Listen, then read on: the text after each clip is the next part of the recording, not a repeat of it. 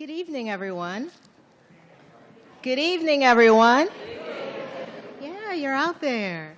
I'm Althea Brooks, and I'm Director of Lifetime Learning in the Alumni and Parent Engagement at the University of Virginia. It's a pleasure to welcome you here this evening. This is a Virginia Festival of the Book program, and the Engaging the Mind public lecture series is hosting this event. But it's a real pleasure to work with the Festival of the Book, their team, and they really do have a team, lots of volunteers that work tirelessly for about a year putting together the festival. They have about 200 events over the next 5 days, and I'm very pleased to say we are kicking off the festival tonight. This is the very first program, so thank you for being with us. The Festival of the Book, like I mentioned, produces about 200 programs.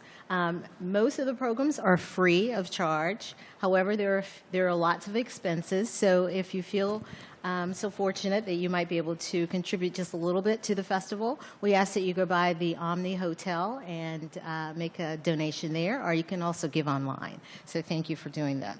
The festival is a program also of the Virginia Foundation for Humanities, who's just celebrated its 40th year. If you would, just take a moment and silence the ringer on your cell phone. We also passed out yellow feedback cards at the end of the program if you'll give us your comments. It really does help the festival in building programs for the following year. This program is being recorded, and it will be made available on the Virginia Lifetime Learning website, but we'll certainly share it with the Festival of the Book as well. A special thanks to the Jefferson African American Heritage Center for allowing us in this space tonight for this important conversation. Now, to just talk a little bit about our two speakers for tonight, we have with us Professor Claudrena Harrell. She'll be moderating the conversation tonight and helping us with questions towards the end as well. She is Associate Professor in the Carter G. Woodson Institute for African American Studies, and she's also with the History Department here at the University of Virginia. She teaches Black Studies, African American History, and U.S. labor history. And she's carved out just a little time out of her really busy schedule to be with us tonight. She's actually supposed to be teaching a class right now, but don't tell anyone. We are very fortunate to have with us author and Professor Risa Goluboff, who will be discussing her new book, Vagrant Nation, Police Power, Constitutional Change, and the Making of the 1960s. Professor Goluboff is with the History Department as well, and with the law school. And she's the incoming dean for the University of Virginia Law School. Let's pause just a moment to give her applause. A female who will be taking charge come July. She also has affiliations with the Miller Center, the Carter G. Woodson Institute for African American Studies. Any other schools? That's it. Okay. She's a busy lady as well. Her first book was award-winning as well, The Lost Promise of the Civil Rights, which was published in 2007. So she's well published. In 2012, Ms. Goluboff was named Distinguished Lecturer by the Organization of American Historians. In 2011, she received the University of Virginia's All-University Teaching Award. Please help me welcome both of our speakers for tonight, but especially Professor Goluboff. Thank you for being here.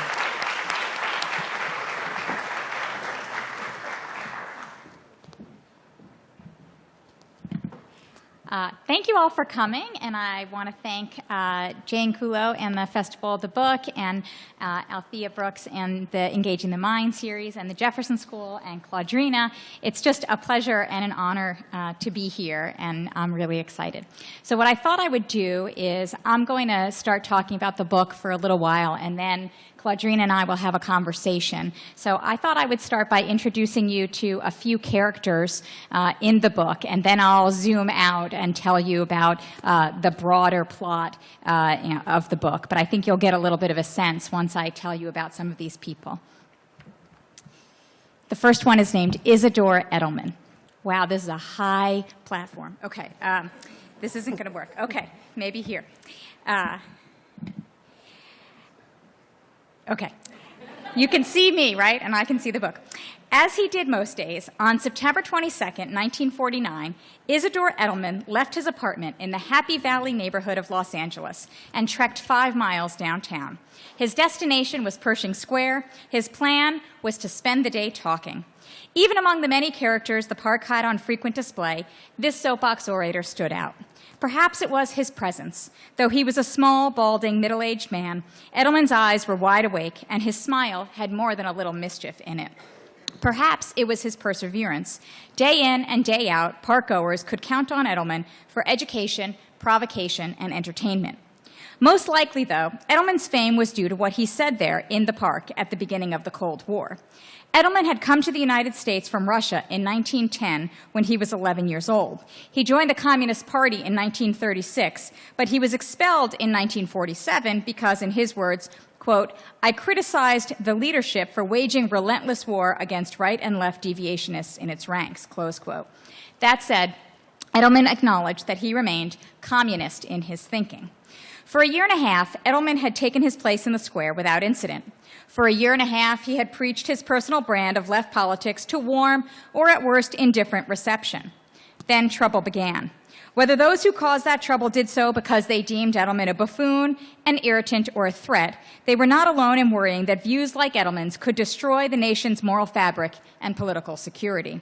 Edelman's radical notions put many Americans in mind of Soviet power and the Soviets' recent explosion of their first atomic bomb. Who knew what fanatics like Edelman might do? In fact, a year after Edelman's arrest, Julius and Ethel Rosenberg would be arrested and eventually executed for spying for the Soviets. Doing their part to preserve the nation, then, self-described patriots began harassing Edelman. They heckled him. They held a red flag over his head while he talked, warning his audience of his political views. They dunked him in the park's fountain, while nearby officers did nothing to respond. Had the officers merely ignored Edelman, he probably would have counted himself lucky. But they went after him, arresting him 63 times in quick succession. Sometimes they brought him to the park office or the central police station only to let him go. That cut short his speeches and added to his arrest record, but at least there wasn't more. Other times he was charged with and convicted of begging, soliciting funds, distributing handbills. One charge was for defacing a park bench of the thick concrete type by standing on it to make himself heard. Then things got worse, not least because Edelman had begun to rail against the officers themselves. One told him, quote, lay off the police, and the police will lay off you. That was not Isidore Edelman's way. He was an inveigher against injustice, and inveigh he did. So when, on that hot fall Thursday in September, he made his way to Pershing Square, the police again arrested him. This time, the charge was vagrancy. Among the many sections of the California vagrancy law criminalizing wanderers, beggars, drunkards, and the like was Subdivision 5, Section 647 of the California Penal Code, which made a vagrant of anyone who was, quote, lewd or dissolute. The police defined dissolute as lawless. Since Edelman had been arrested before, they deemed him lawless, dissolute, and guilty of vagrancy. All right, so Edelman's case goes up to the Supreme Court, and the Supreme Court has some trouble with it. They take it initially, and then they dismiss it as improvidently granted, or they dig it, because they're not really sure what to do with it in the early 1950s. So now I'm going to introduce you to someone else, Shuffling Sam Thompson, whose nickname will become clear in a minute. In January of 1959, so a decade after Isidore Edelman, Sam Thompson's main goal was staying away from Union Bus Station in Louisville, Kentucky. This was not an easy task. Thompson lived out of town, and the bus was his ride home.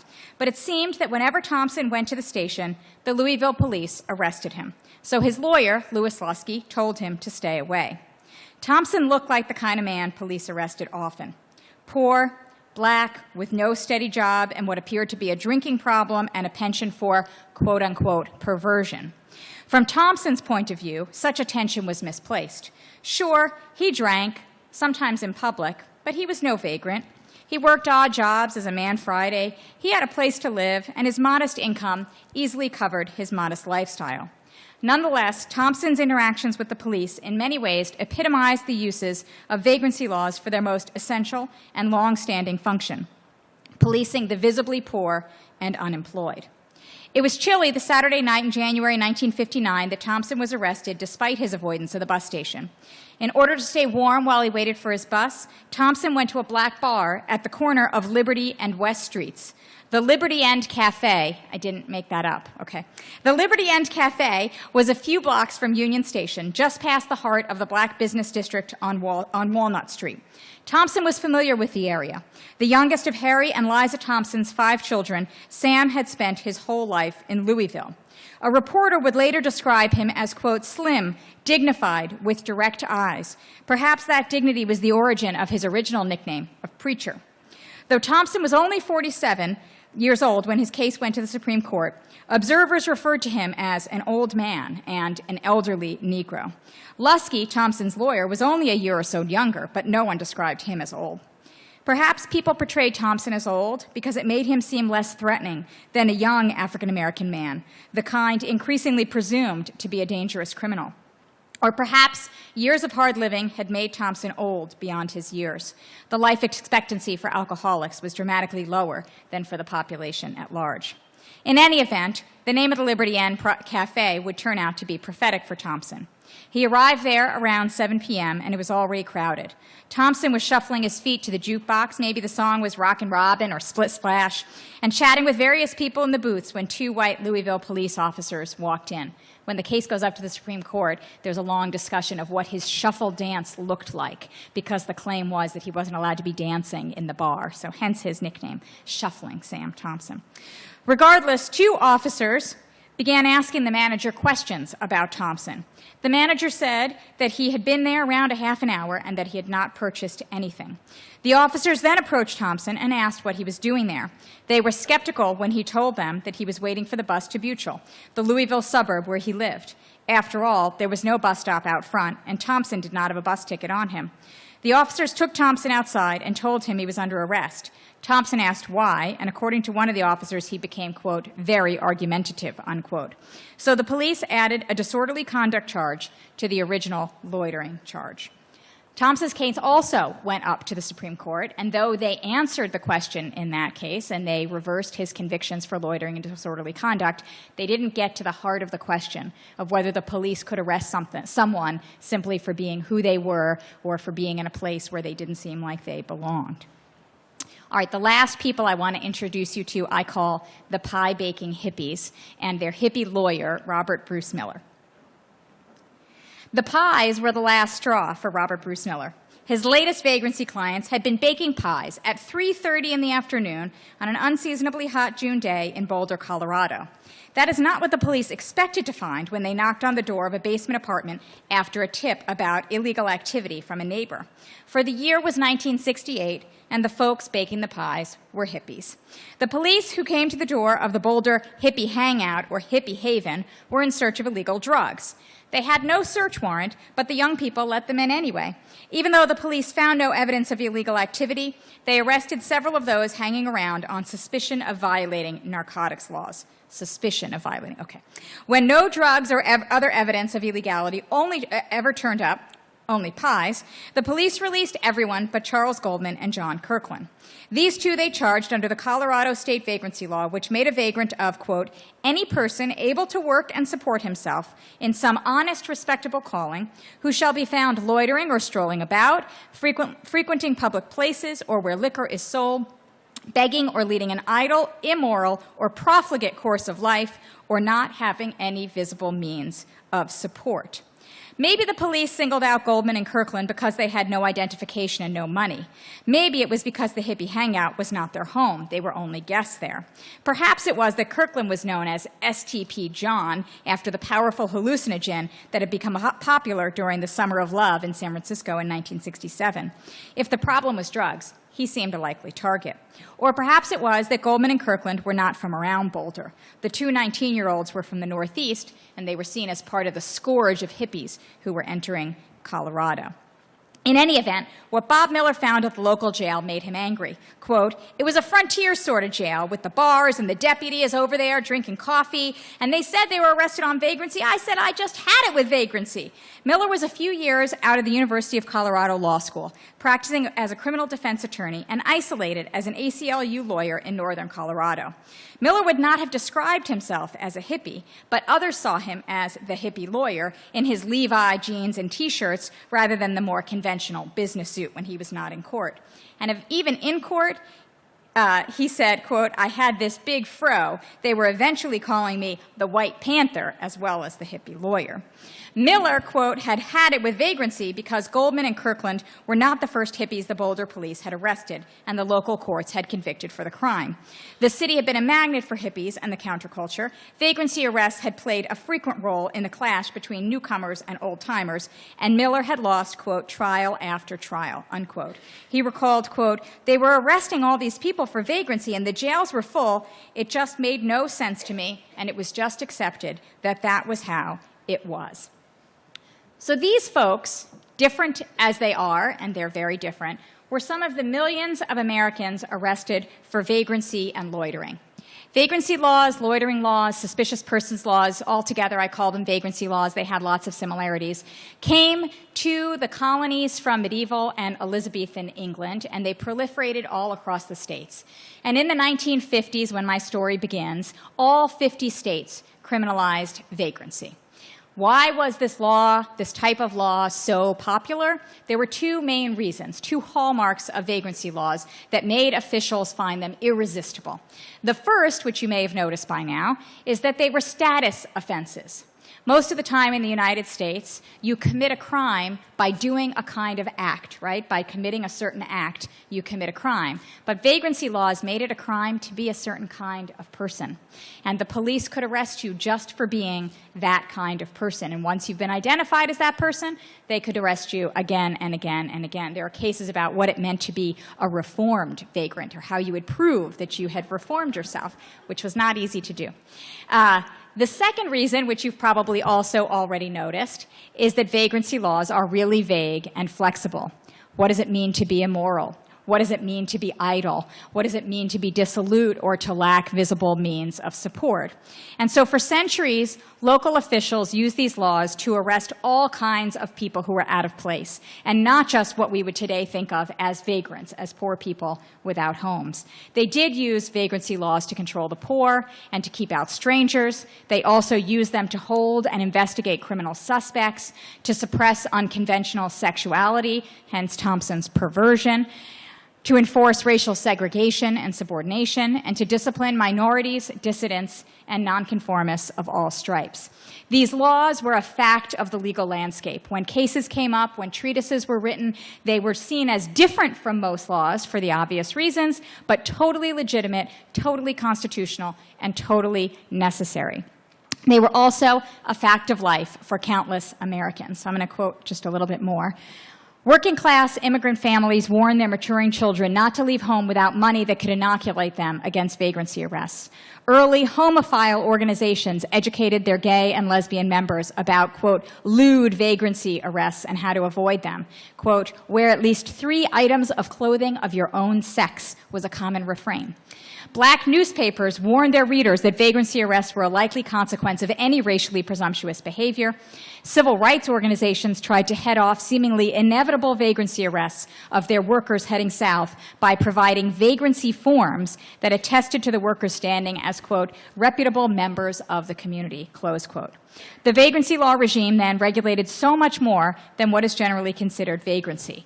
Vagrancy laws were as versatile as they were common and legally valid. They represented an approach to policing, a vision of society, and for many, an inescapable vulnerability. But then all that changed. Within 20 years of Isidore Edelman's case, what was once legitimate and clearly constitutional becomes illegitimate and clearly unconstitutional. And so the question of my book is what happened? How did this happen? And a big part of the answer to that question is people like Isidore Edelman, Sam Thompson, and the pie-baking hippies. They begin to fight. Their consciousness gets raised. They join organizations. They have social movements. They find lawyers. The ACLU is growing at this time. The NAACP and the Legal Defense Fund of the NAACP are growing at this time.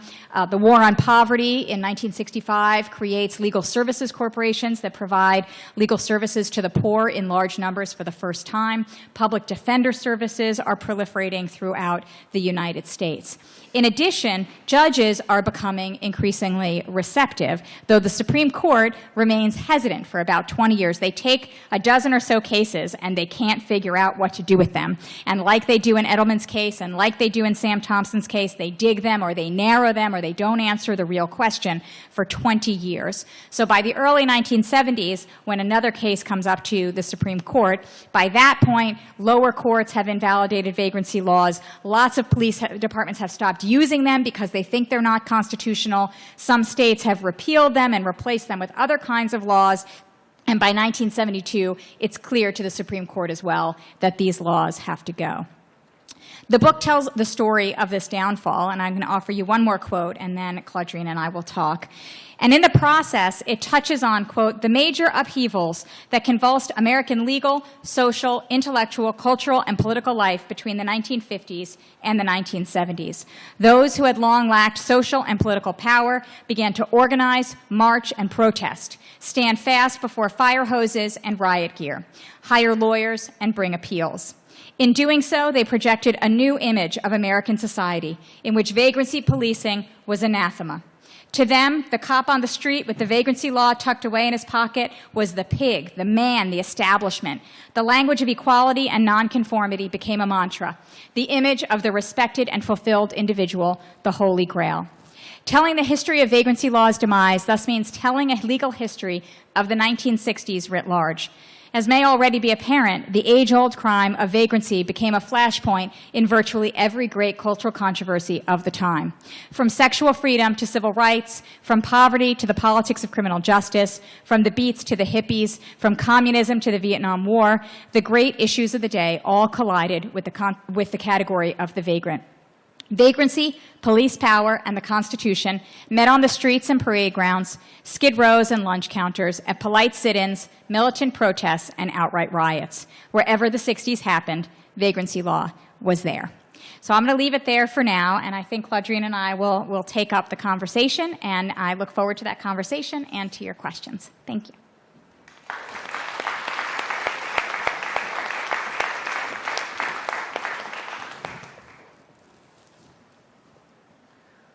Well, let me start by saying that it is an honor and a privilege to be a part of this conversation about Vagrant Nation.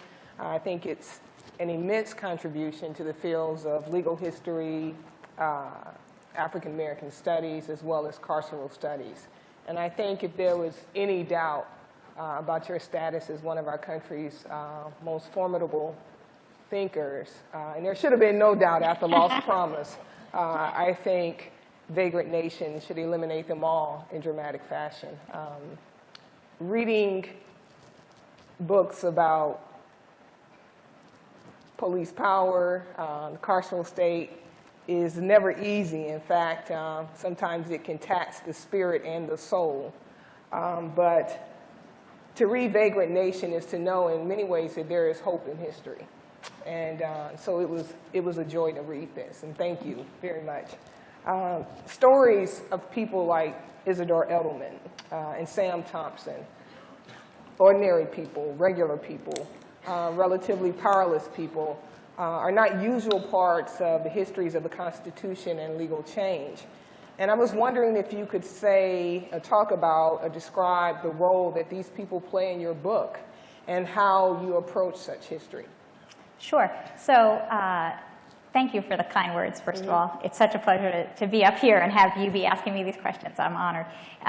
So much of the way people think about legal history and constitutional history is really from the top down. And especially constitutional history is about the court, right? It's about these 9 people. Right now, I think people are thinking a lot about the court as Justice Scalia's death opens up a space on the court. And I think actually I'm going to show you my cover. So the cover has the court. It's there. But it also has all these regular people. These are Vietnam War veterans who are protesting on the steps of the Supreme Court at the very moment when the court is deciding a vagrancy-related case involving Vietnam War protesters, and I think it has a huge effect. And one of the things, and you can see the police are there too, one of the things that has always been important to me in my constitutional history and my legal history is the idea that law doesn't start at the court. Law starts with regular, everyday people, and that means you, right? That means something happens to you in your life, and you think it's a problem, and an injury and an injustice, and you think it's the kind of thing that law can do something about, and you go to a lawyer, or you talk to a quasi-lawyer, or someone who knows something about the law, and you say, I think I have a right here. I think there's something wrong. And then the lawyers act as kind of intermediaries, gatekeepers also, right? The lawyers don't take every case, and so they can serve as barriers to people's desires in the law, but they often act as intermediaries. And then they shape cases. The regular people and the lawyers and the scholars and the legislators and the police officers and in terms of what kinds of arguments they make in response. And once the Supreme Court gets a case, so much has happened, and so much has been shaped. And it's not that they don't have power. They have a lot of power, but they don't have all the power. And I actually think it's really important to start with the regular, everyday people. And I also think, I mean, that's what the law is about, right? And so how can you tell that story without talking about people? So I'll make a confession. I read this book while I was watching a presidential debate. And I shouldn't have done that. And it was Clinton and Sanders. And the issue of African Americans came up. And immediately, both Sanders and Hillary Clinton went to the problem of mass incarceration. And I was already annoyed. And it was interesting to me that the issue of mass incarceration would be the first thing that came up and the only thing that came up in a conversation about African Americans. And so I turned the TV off and I went back to reading. And one of the things that I really appreciate about this book is the ways in which you demonstrate how the vagrancy regime cast its net and included all kinds of people. And so could you talk a little bit about how these vagrancy laws have been used in the past and the different kinds of people across race, across class, when you think about immigrants who've been caught up in this vagrancy regime? Yeah, so I started actually with race. So in Lost Promise, in my first book, one of the things that I talk about a lot is involuntary servitude of African Americans in the 1940s South, right? People virtually being enslaved. And vagrancy laws were used to arrest African Americans who were no longer working on plantations, who had more economic security than that, and they were told, no, you have to work at pain of punishment, penalty of law, you have to work on a plantation.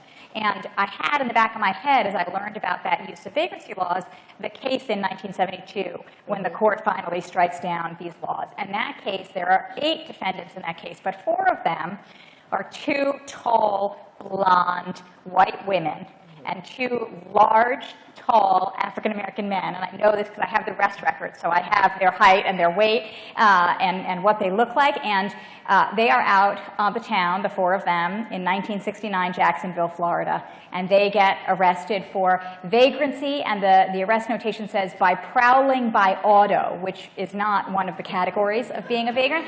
But no one cares. That's how vagrancy laws work. No one cares that they didn't actually fit the category. They get arrested, they get convicted, they go all the way up through the Florida state courts, and they get affirmed. The convictions get affirmed.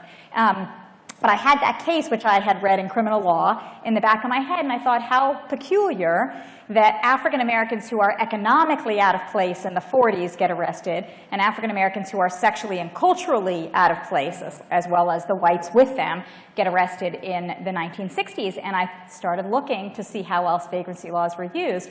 And this book took me quite a while to write, longer than I anticipated, and part of it was because of the sheer variety of kinds of people who were arrested. So obviously vagrants are arrested, but who would have thought free speakers would have been arrested? So in the 1930s, these laws are used against labor union organizers, and in the 19th century against labor union organizers as well as communists, like Edelman in the 1950s. They're used against Vietnam protesters, Vietnam War protesters in the 60s. They're used against women who are out and about in places where they shouldn't be on their own and seen as sexually promiscuous.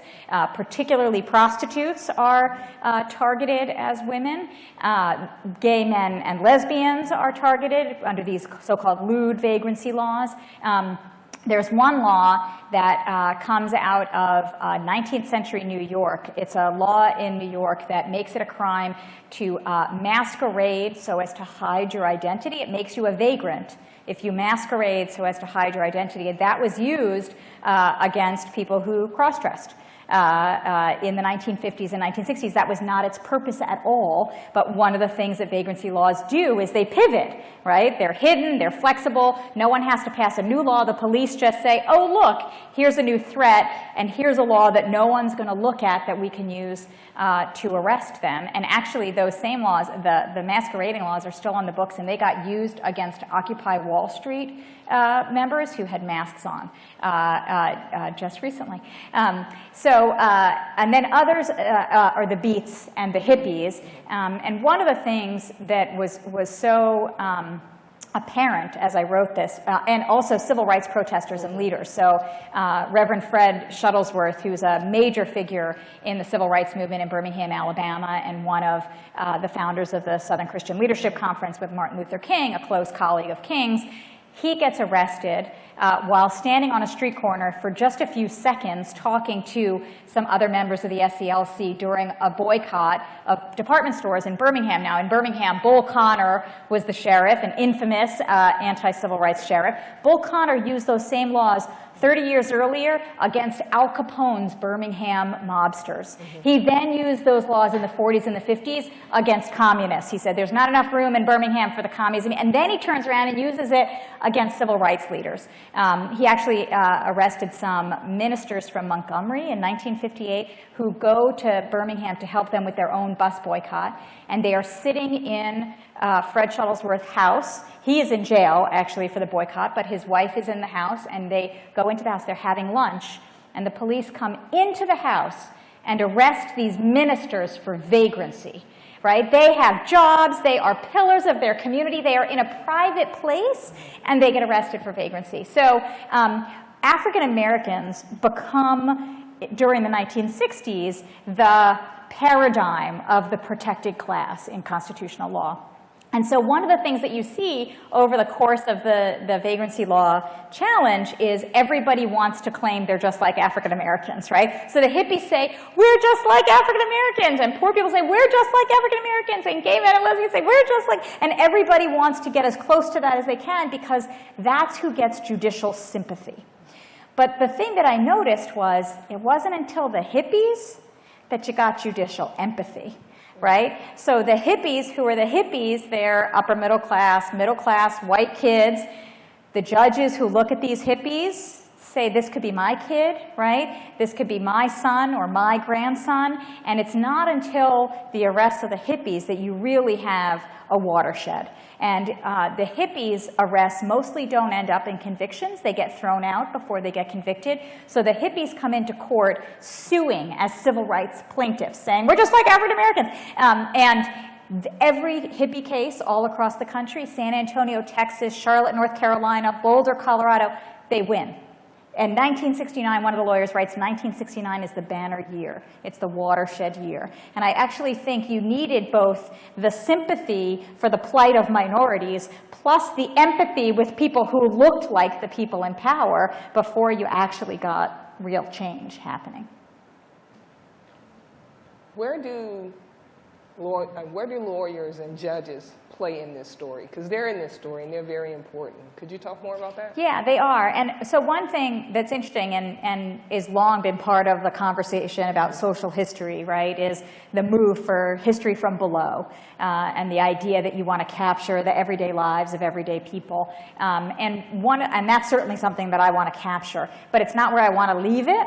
I actually want to watch those everyday people go through the legal process. And so the lawyers are the key people who bring them through that process. And there are, one of the things that was troubling to me when I started this book was that there was no single person, no single organization that pushed this, right? So we have in our head the model of Brown, right? We have the model that Thurgood Marshall and the NAACP, you know, they decide school segregation is a problem and they're going to attack it, and they do it in a coordinated manner. And in Lost Promise, I talk about how that's not quite the right story, but the outlines are still there. And in this story, there isn't a single organization and there isn't a single lawyer. And that's because these laws are used everywhere. And so they come up in different contexts. So it's different kinds of lawyers who face them. But that said, right, so people like Robert Bruce Miller, he's the only ACLU lawyer in Boulder, Colorado, and he's the one who takes these cases. That said, being an ACLU lawyer, all that means is he was a member of the ACLU. But it meant that he wrote to the ACLU, the national office, and he said, I've got this vagrancy case. And people at the national office said, oh, there's another one in San Antonio. And there was a related one that went to the court a few years ago. And they send him briefs and they send him information. So there are organizations, especially the ACLU and the Legal Defense Fund, and particular individuals. So there's a guy named Anthony Amsterdam, who I talk about a lot in the book, who was a law professor at NYU, at Penn, at Stanford, and also worked with the NAACP, LDF. And he was a real center of networks for this. So when he was a law student, and I tell my law students this all the time, much to their chagrin, when he was a law student, a third-year law student, he had to write a major research paper that he forgot about. And he wrote it in about 2 weeks. And it became and remains one of the most cited law review articles of all time. And the article was about the void for vagueness doctrine in the law. And the void for vagueness doctrine is a doctrine that says if laws are too vague and people don't know what they have to do in order not to be criminals, and the police don't know what to do in order to fairly administer the laws without arbitrariness, without discrimination, then they're unconstitutional. So he writes about that, and vagrancy laws are one example of vague laws in that article. So it comes to the attention of Jack Greenberg, who's the head of the NAACP Legal Defense Fund after Thurgood Marshall. And he says, I need this guy to help me, because it comes out right around the same time that the sit-ins take off, and that thousands and thousands of civil rights protesters are being arrested in the South for things like vagrancy.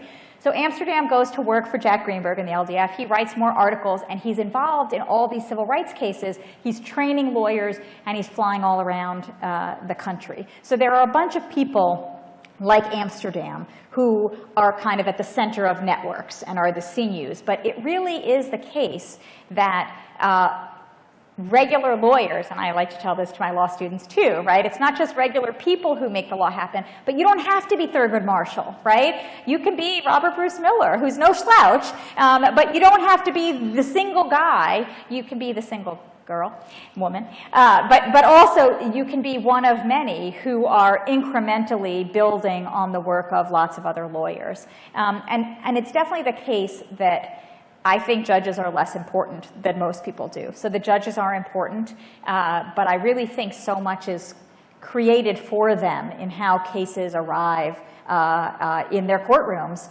before they decide them, that they're relatively constrained in how they're going to think about an issue before they decide it. That said, the Supreme Court does obviously play an important role in the book, and certain judges in particular. But I'll stop talking, and if you want to talk about those particular judges, I'm happy to.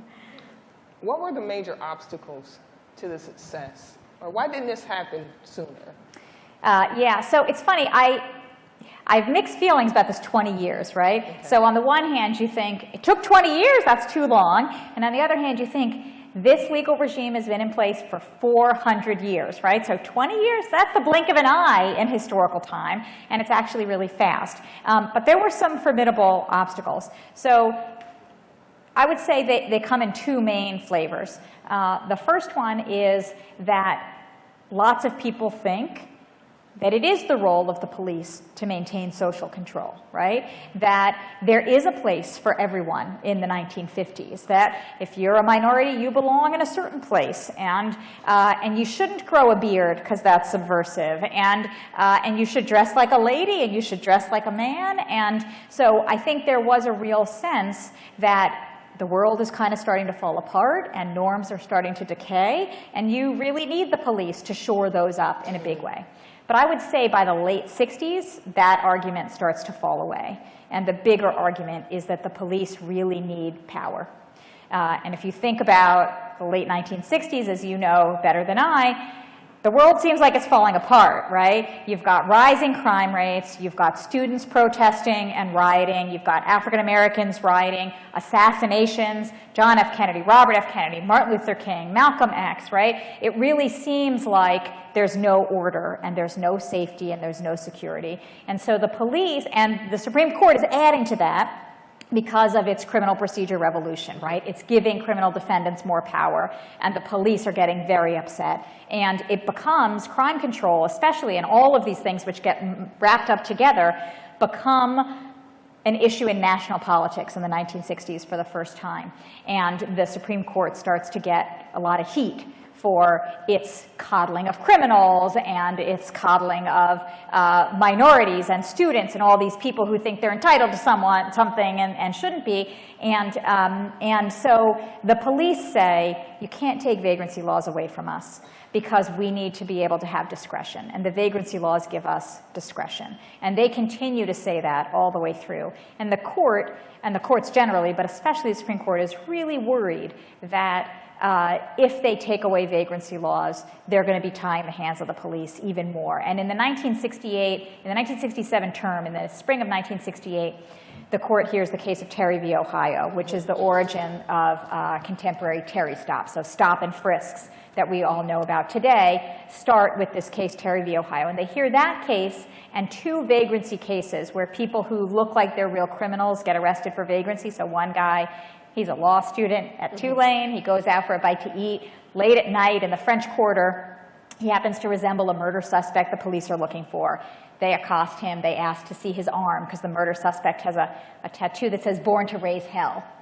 Okay, so they ask this guy to take off his jacket. He says no. He's a law student. He knows his rights. Okay, let this be a caution to us all.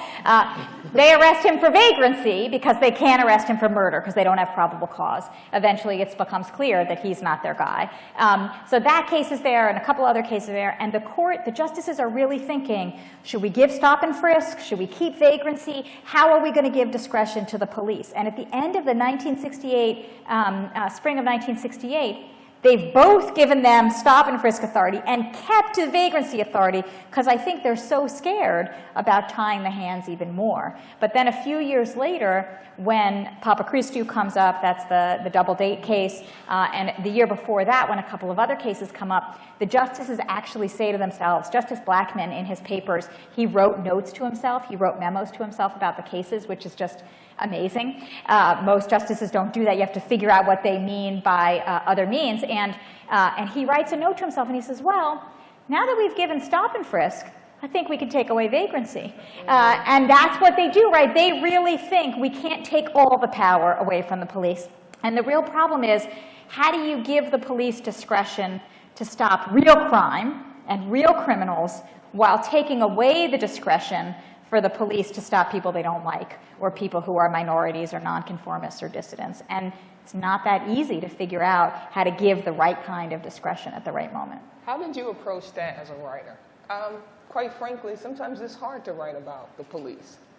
And it's hard to write about the police state.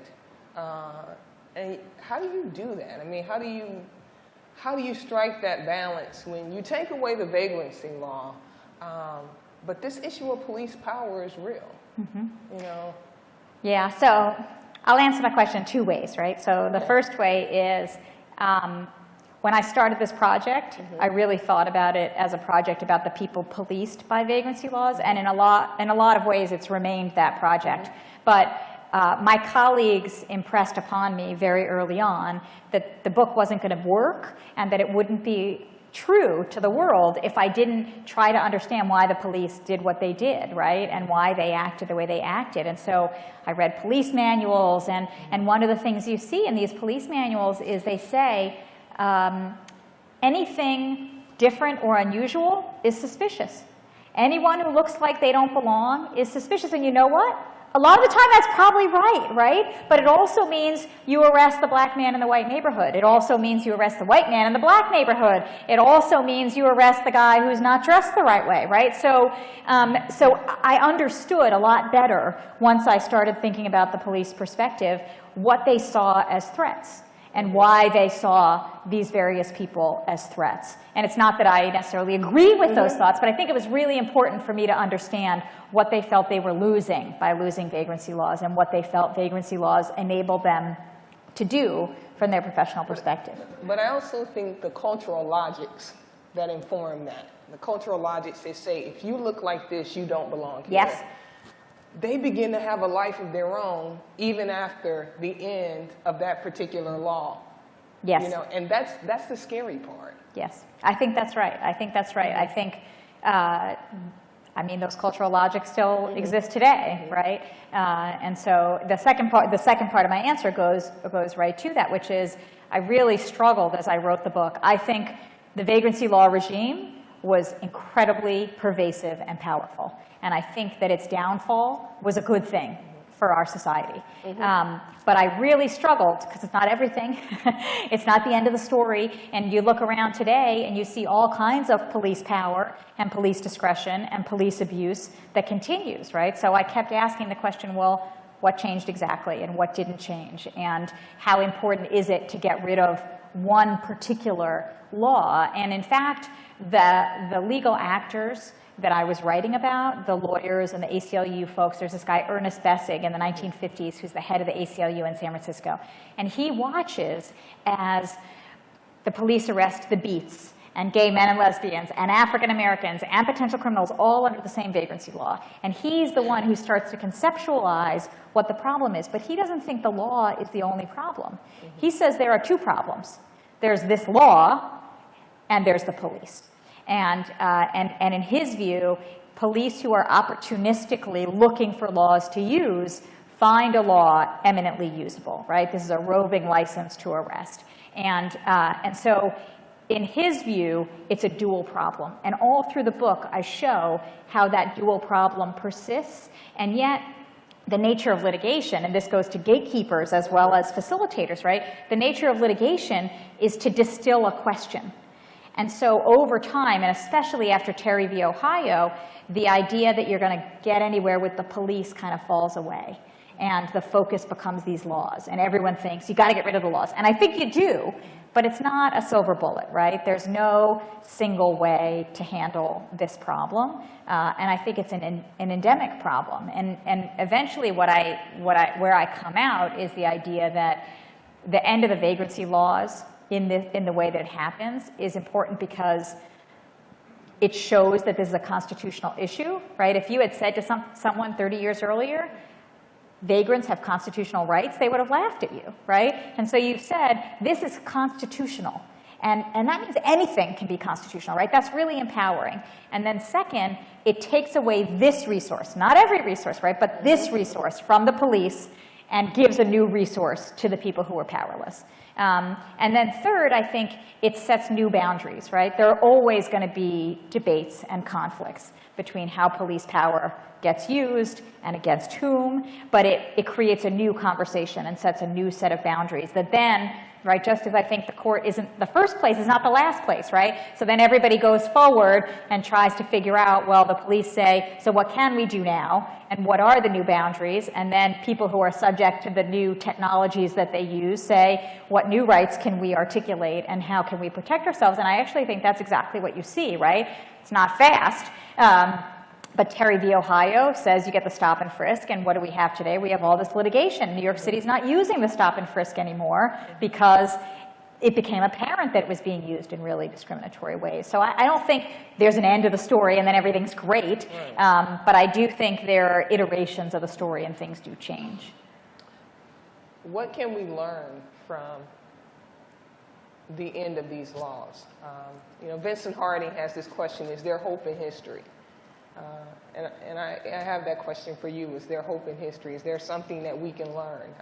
And I know no one wants their book to be used as a blueprint. Can I find an answer here? No. I think so, though. But yeah, is there hope in history, and what can we learn from this? I think there is hope in history. And it's funny, because as I wrote, people kept saying to me, "You're so optimistic," and I don't think of myself as a Pollyanna, you know, and I look around the world and I think there are real problems in the world, but I also feel optimism, and I do. What? I know that you do. I do. I know. You really do.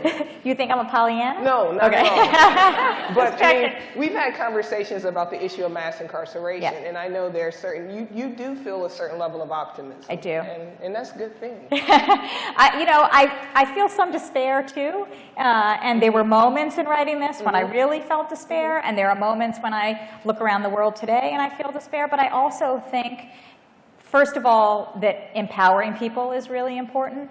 I think, second of all, there are things that we take for granted today that were not taken for granted then. And that doesn't all have to do with policing and the carceral state, right? It has to do with pluralism and tolerance. And I think we have a much broader conception of what is acceptable behavior and dress and sexuality and political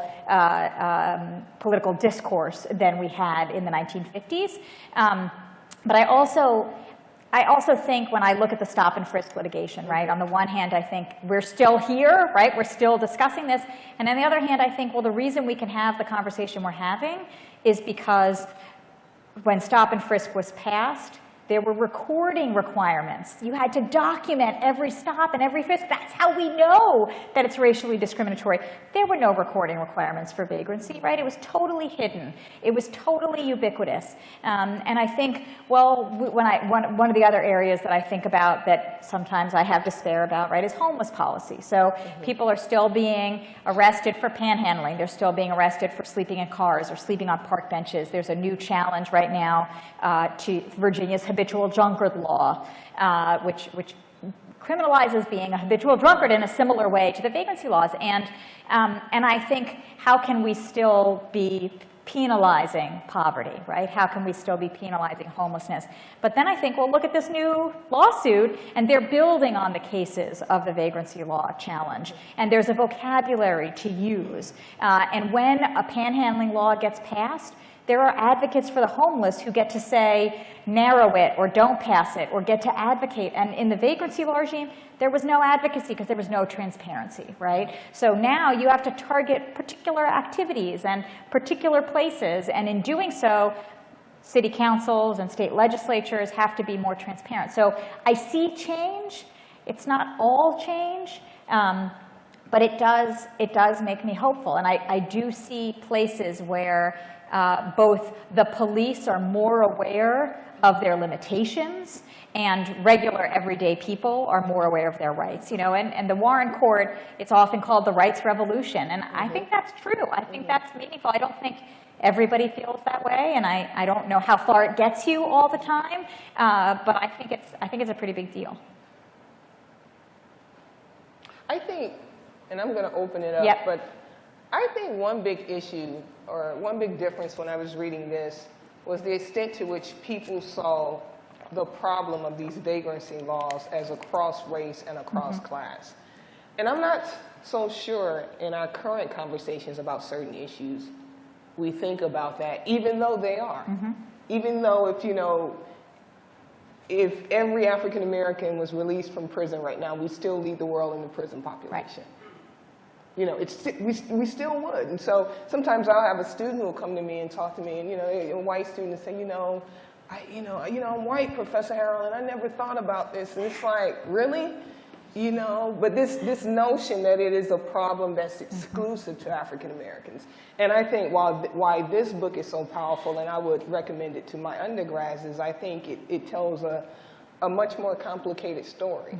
Yeah. I agree, and I think actually that one of the reasons that we don't see the kinds of recognition of cross-group commonalities is actually the end of the vagrancy law regime, right? So one of the things the vagrancy law regime did was it provided a common target. So it's not the case that all the different groups in the 1960s thought they shared commonalities in every way. It's not that they agreed on everything, but here was this law that was used against everyone. And so during the process of challenging the law, they're all assimilating themselves to one another, right? They're building analogies. They're saying we're like each other, and it's because there was this singular target. And once the target goes away, all the energies that were organized toward that target and toward identifying the similarities and the commonalities disperse, right? So now, when you have homeless advocates, that's it. Those are the people who are defending the homeless, right? And when you talk about race and criminal justice, you're talking about the race and criminal justice people.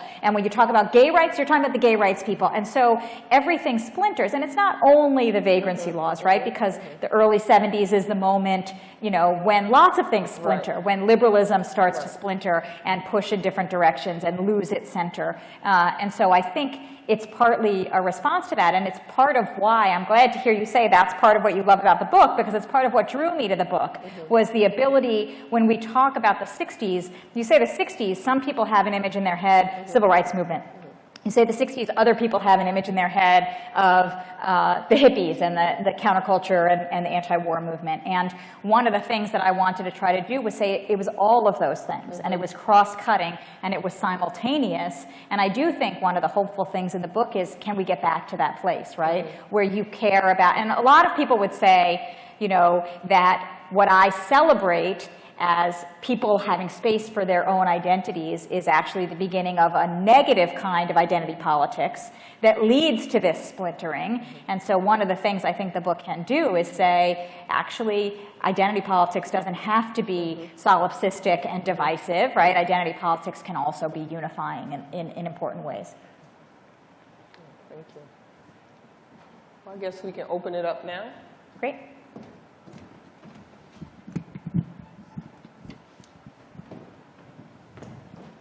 If you could please hold your question until I have the mic in front of you. The listening audience wants to hear the question as much as they do the answer, so hang on one sec. Thank you. Yes, I'm Uri J. Fields, and in the 60s and 70s, I spent a lot of years in Los Angeles.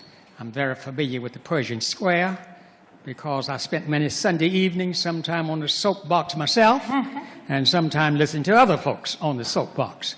I think this is a very important subject, police powers, and as Frederick Douglass said, that power never concedes without contest. In other words, we have to contest, we have to protest. And so I noticed that in your talk, you sort of played down a little bit incarceration, and also the fact that it does have a racial component that stands out more than anything else.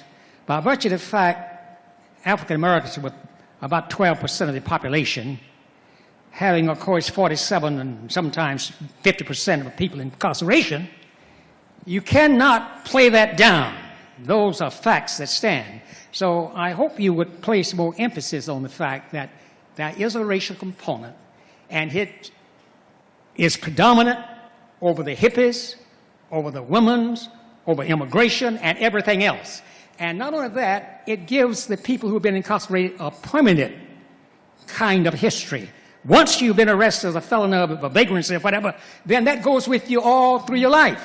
It's not like you do your time and you're out. And so that's where we are stuck today. So I think it's going to take vigilance. I was involved in the Montgomery bus boycott going back those years. You talk about Charlottesville. I know all of that because I helped in the boycott myself, that Montgomery. But the fact remains, we succeeded because of direct action.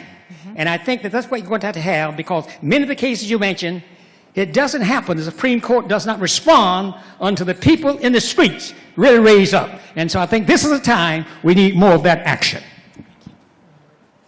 Thank you. I agree. I didn't mean to downplay race. I mean, as Claudrena points out, it cuts across race, but race is incredibly significant to the story. And throughout the book, I talk about the use of vagrancy laws, both in the South as an adjunct to Jim Crow and as a really powerful tool during Jim Crow and during the civil rights protests of the 60s. And I also talk about it in crime control in the North and the racialized policing of African Americans in the North. And I think one of the things that Claudrena and I are talking about is that even as there's a racialized component, it's not all race, right? And that there are ways in which extending beyond race gives more power to the protest, right? And then enables the protest to reach a wider audience, to gain more adherence. But I don't mean to downplay it at all. Lots of the book is about race, and lots of the book is about racialized policing and the use of vagrancy laws against racial minorities. Do you want to add anything? I mean, she has a section that talks about vagrancy laws, how they were used against labor activists. And I think, you know, that is also a part of our history that we can never forget, you know. And it's extremely, extremely important. Yeah.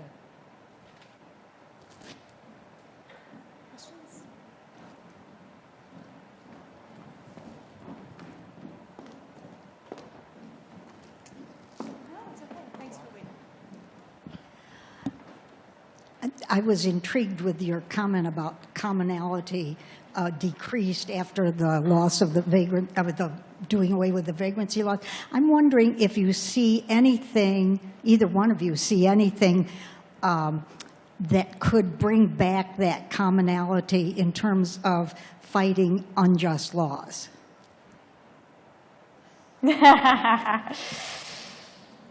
I mean, I do think, right, I think mass incarceration, the point that it doesn't only affect African Americans, I think educating people about the fact that these are cross-racial problems, I think, you know, after Ferguson, there's been a lot more attention on the use of outstanding arrest warrants, not only against minority communities, even though Ferguson was clearly about a minority community, and I think more people are now becoming aware of that.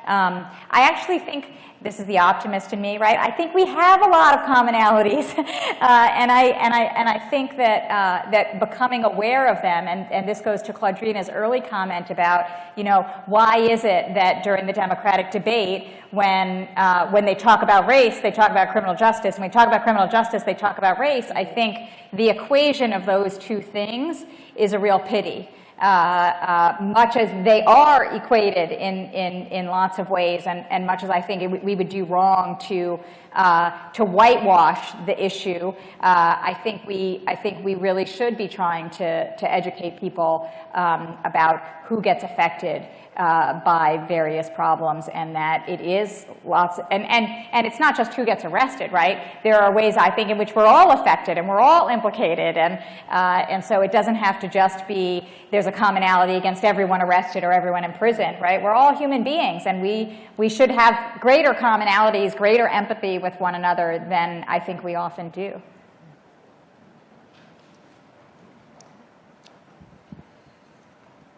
I wonder if you could comment, if you went back to the 19th century, a lot of your examples from the 20th, did you see these laws applied with the same indiscriminate ubiquity at that point, or was it more of a surge that happened in the 20th century as perhaps also sentiments of constitutionality maybe became more prevalent in society?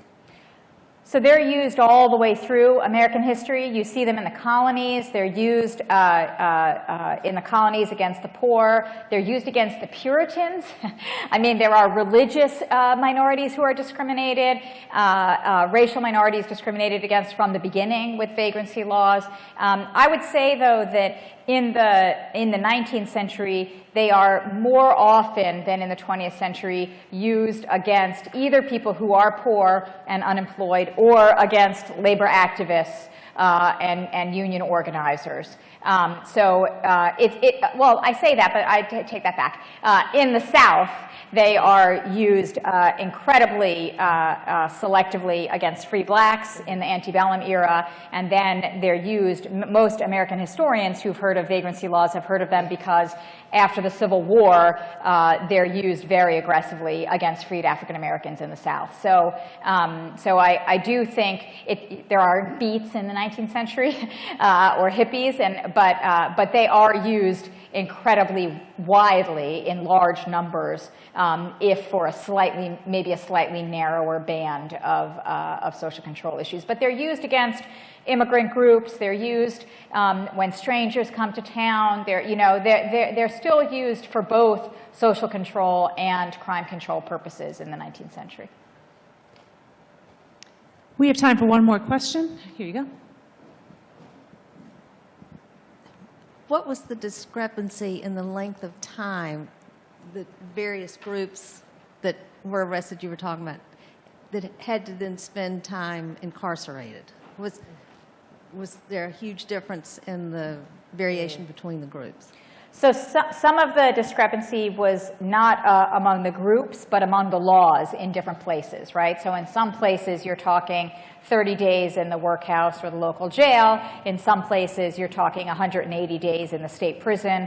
Isidore Edelman has a 9-day trial on his vagrancy law charge. I mean, people get up who had been in Pershing Square who say, I heard Isidore Edelman talk for 800 hours, and they testify about Isidore Edelman. And so that's a serious trial, and it's got serious incarcerating consequences. In many places, vagrancy laws, there are studies from the 1950s Philadelphia where they show that you're in a police court with a judge who may or may not be legally trained, and they have 60 people file into the courtroom all at once, and the judge says, stand up, and he looks around and he says, you look like you might have a job. Do you have a job? And the person says yes, and he lets him go, and he says to the rest, 30 days in the workhouse. That's it. In less than a minute, 60 people are convicted and sentenced for vagrancy. At one point in the Philadelphia workhouse, there are more vagrants than people who they have records have been convicted of vagrancy, right? They're not even concerned about the charge. They're not concerned about the proof, and the sentences are quite short. So that varies across place. That said, it was definitely much more common for whites and middle-class people to have their charges dropped before trial and not to serve any time at all, or to serve some time but then get out before having served a complete sentence. Fred Shuttlesworth, for example, gets sentenced in Birmingham, Alabama to hard labor for his loitering charge, right? So that's a very different thing. There's a case coming out of the Cincinnati riots where an African-American man gets sentenced to a much longer period than a white person whose charges get dropped.